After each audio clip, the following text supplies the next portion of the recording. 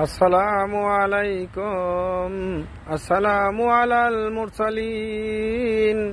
আমি doctor S M Habibur Rahman 129 health and drugs মানব সেবা কেন্দ্র এবং স্বাস্থ্য গবেষণা কেন্দ্র থেকে আমি বলছি। আজ আপনাদের সামনে এমন একটা বিষয় উপস্থাপন করব ইনশাল্লাহ। যে বিষয়টা হচ্ছে first murder of the world, the first killing of human in the world, Allah sent by a crow, how to bury the dead body in the land. Allah subhanahu wa ta'ala Surah Ma'idah 5:31 বললেন, فَبَعَثَ غُرَابًا يَبْحَثُ فِي الْأَرْضِ لِيُرِيَهُ كَيْفَ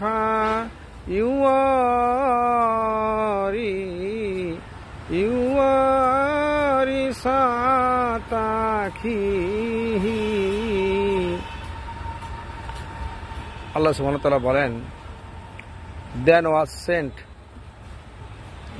by Allah a crow, it was scratching in the earth to show him how to hide the dead body of his brother. যখন হাবিল আর কাবিল এর নাম কোরআন কারিমে আল্লাহ উল্লেখ করেননি, আল্লাহ বলছে আদম সন্তানের দুই পুত্রের গল্পটি বলো। তো এর নামটা পাওয়া যায় বুক অফ জেনেসিসের 4:1 থেকে 16 অংশে পাওয়া যায় বুক অফ জেনেসিস। তো আল্লাহ তাআলা কোরআন কারিমে তার নাম বলে, তাদের নাম বলেননি, কিন্তু কোরআন কারিমে তাদের ঘটনাটা উল্লেখ করেছেন। উল্লেখ করার মূল উদ্দেশ্য হলো যে মানুষ কত অক্ষম, তার ভাইকে হত্যা করার পর একটা কুরবানির কাহিনী নিয়ে, কুরবানির একজনের কবুল হয়েছে একজনের হয়নি, এই বিষয়টা নিয়ে ঈর্ষান্বিত হয়ে একজন একজনকে হত্যা করেছে। বুক অফ জেনেসিসে বলেছে যে কেন কিল দ্য অ্যাবেল, মানে কাবিল হাবিলকে হত্যা করেছে। তারপরে সেই লাশটা কিভাবে সৎকার করবে সে তার জানা ছিল না। তখন আল্লাহ একটা কাক পাঠাইলেন মাটি খোঁড়ার জন্যে, তাকে দেখানোর জন্যে। তারপর সে মাটি খোঁড়ার দেখে তার ভাইকে সেভাবে দাফন করল। তখন সে নিজে দুঃখ প্রকাশ করল এবং নিজে লজ্জিত হল।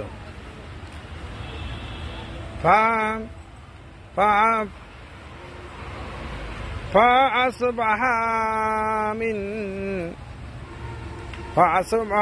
من النادمين. Then he became of the regretful. সে দুঃখ প্রকাশ করল, লজ্জিত হল। আল্লাহ তাআলা কাকের মাধ্যমে শিক্ষা দিয়েছেন মানুষকে।